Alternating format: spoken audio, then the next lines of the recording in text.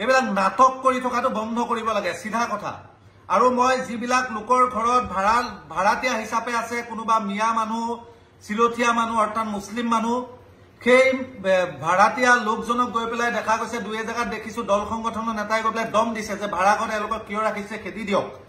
সেইসকলক আপোনালোকে এই দল সংগঠন কেইটাক আপোনালোকৰ যেতিয়া বাউণ্ডাৰীৰ ভিতৰত যাব তেতিয়াই দল সংগঠন কেইটাক এটা কথা সোঁৱৰাই দিব যে ভাড়াঘৰ কেইটাৰ পৰা আজিয়ে এই মানুহখিনিক পঠাই দিম, কিন্তু ইয়াত এই ভাড়াঘৰ কেইটাৰ পৰা মোৰ যি মাহিলী উপাৰ্জন হৈ আছিলে সেই উপাৰ্জনৰ টকাখিনি তোমালোকে দিয়াৰ দায়িত্ব লোৱা, বা তাৰ বদলা কোনোবা মানুহ আনি পেলাই এই ভাড়াঘৰত তোমালোকে আজিয়ে দিয়া, আজিয়ে পঠাই দিম বুলি জাতীয় দল সংগঠন কেইটাক কোৱা উচিত।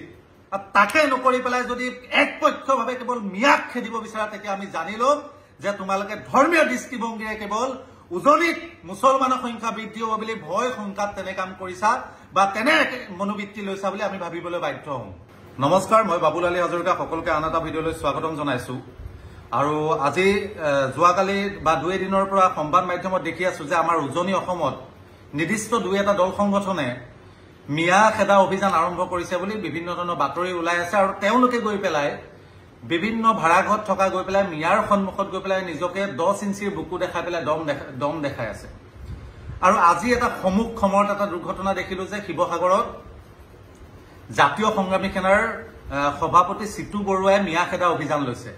মই প্ৰথমতে চিতু বৰুৱাক খৰাই দিব বিচাৰিছো বা অসমবাসী ৰাইজক জনাব বিচাৰিছো তেওঁলোক যে এজন অভিনেতা। এই চিতু বৰুৱাই যিটো সংগঠন কৰে জাতীয় সংগ্ৰামী সেনা, সেই সংগঠনটোৰ সাধাৰণ সম্পাদকজন হৈছে মিয়া হুমায়ুন কবিৰ বুলি। হুজাইৰ তেওঁ এজন মিয়া ল'ৰা হয়। সেই কথাটো চিতু বৰুৱাই জনা উচিত বা সেই সংগঠনটোৰ প্ৰতিজন কৰ্মকৰ্তাই জনা উচিত। আমাৰ কথা স্পষ্ট যে উজনি অসমৰ পৰা ঠিক আছে, আপোনালোকে বিচৰা মতে মিয়া খেদা অভিযান যি আৰম্ভ কৰিছে মিয়া উজনি অসমৰ পৰা যাব লাগে। আৰু স্পষ্টকে মই বাবুল আলী হাজৰিকাই কৈছো, সুধি লওক, মিয়া খেদা দায়িত্ব মই লৈছো, আমি লৈছো, কিন্তু তাৰ সমান্তৰালভাৱে আপোনালোকে মিয়া খেদাৰ সমান্তৰালভাৱে আপোনালোকে এইটো দায়িত্ব লওক যে উজনি অসমত গ্ৰাস কৰি পেলোৱা, উজনি অসমৰ আটাইতকৈ বিলাসী মাটিবিলাক কিনি পেলোৱা যি বহিৰাগত আছে, বিহাৰী, বেংগলী, মাৰোৱাৰী, আপোনালোকে তেওঁলোকক কাইলৈ খেদক। আমিও মিয়াসকলক কাইলৈ তাৰ পৰা আমাৰ নিজ নিজ গোলাঘাট, যোৰহাট, শিৱসাগৰ, ডিব্ৰুগড় যিখিনি মিয়া আছে আমি একেদিনাই তেওঁলোকক খেদি দিম, চেলেঞ্জ কৰিছো। আমাৰ দাঁত আছে, আমাৰ বুকু আছে, কলিজা আছে খেদি দিবলৈ। তোমালোকৰ যদি দম আছে বিহাৰী, বেংগলী, মাৰোৱাৰীক খেদাই দেখুওৱা।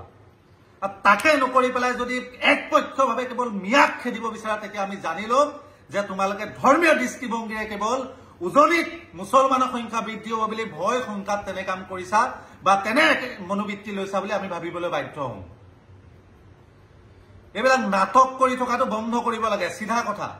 আৰু মই যিবিলাক লোকৰ ঘৰত ভাড়াতীয়া হিচাপে আছে, কোনোবা মিয়া মানুহ, চিলঠীয়া মানুহ অৰ্থাৎ মুছলিম মানুহ, সেই ভাড়াতীয়া লোকজনক গৈ পেলাই দেখা গৈছে দুই এজেগাত দেখিছো দল সংগঠনৰ নেতাই গৈ পেলাই দম দিছে যে ভাড়াঘৰ এওঁলোকক কিয় ৰাখিছে খেদি দিয়ক।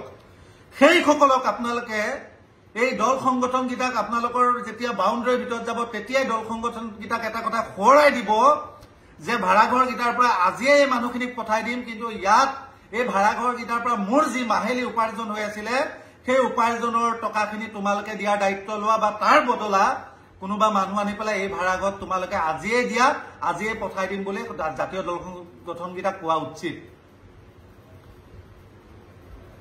প্ৰকৃত ভাৰতীয় নাগৰিক আজি হুজাইৰ পৰা, নগাঁৱৰ পৰা, আজি বৰপেটাৰ পৰা আহি কি গোলাঘাট, যোৰহাটত থাকিব নোৱাৰিব নেকি? আমি গোলাঘাটীয়া, যোৰহতীয়া বা শিৱসাগৰীয়া, ডিব্ৰুগড়ীয়া কি বৰপেটা, নলবাৰী, হুজাইত গৈ শান্তিত থাকিব নোৱাৰিম নেকি? কৰ্মৰ কাৰণে গৈ পেলাই হুজাই, নলবাৰী, বৰপেটাত গৈ পেলাই কি আমি থাকিব নোৱাৰিম নেকি? যদি প্ৰকৃত ভাৰতীয় নাগৰিক হয় সকলোৰে সকলো জেগাত থকা, ব্যৱসায়িক কৰা অধিকাৰ আছে। সেই কথাটো উচিত। সংবিধানখন চিতু বৰুৱাই ভালকে অধ্যয়ন কৰা প্ৰয়োজন।